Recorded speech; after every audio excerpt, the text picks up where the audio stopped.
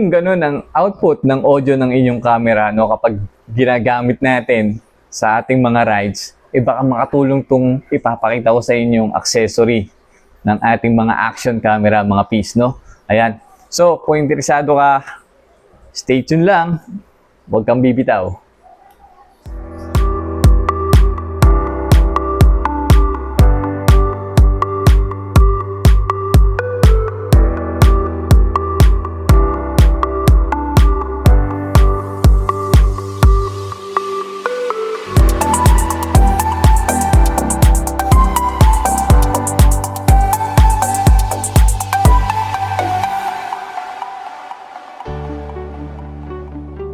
So, ito na yung papakita ko sa inyo. Yung share ko sa inyo na accessory ng ating mga camera. So, available to sa lahat ng klase ng camera.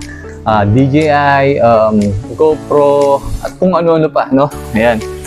At napaka-basic lang ng function nito. Ang i-block ang wind noise, no? Kapag tayo ay kumukuha ng video habang tayo ay nagra-ride or malakas yung hangin, no? Ayan. So, isa siyang sponge or foam na gawa para sa ating mga camera, no? Ayan, talagang naka-build siya, no? Para sa mga camera, sa mga action camera. Ayan. So, napaka-basic. Katulad nitong microphone na ginagamit natin kapag tayo kumakanta at nag-host sa kung saan-saan, meron siyang foam para mawala yung wind noise. Ayan. So, yun po ang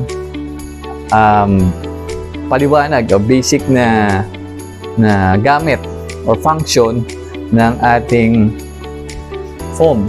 Ayan. Ayan. Okay. So, napakadaling i-install nito mga piece. So, pakita ko sa inyo, no? Siyempre, close up view tayo.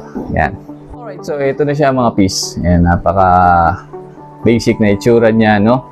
Ayan. So, ito yung ating camera. Ayan. Tanggalin natin yung ating case. Ating silicone case. Yun. Ayan. At igabit natin itong foam, no? Ayan.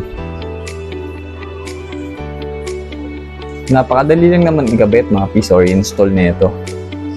Basic na basic. Ayan, o.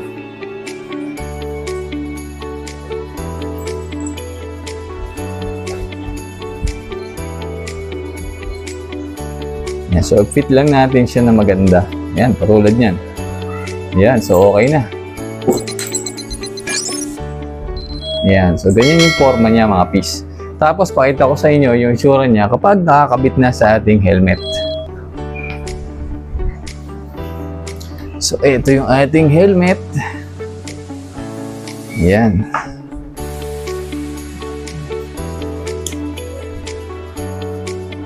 Ayun. So, ganito po siya mga piece. Yan. Ayun. At paparinig ko sa inyo ang output ng audio na merong ganitong accessory, no? Ganitong foam. Okay? So, uunahin natin yung video na walang ganito, walang foam, at next natin yung video na meron namang foam, no? Yan.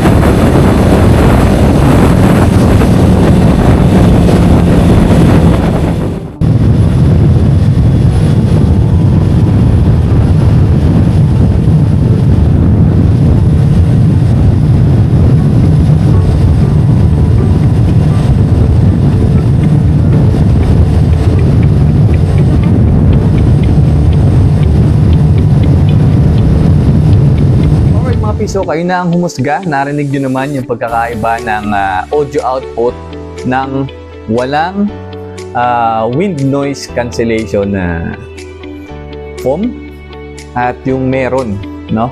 Ayan, so kayo na humusga. So worth it ba?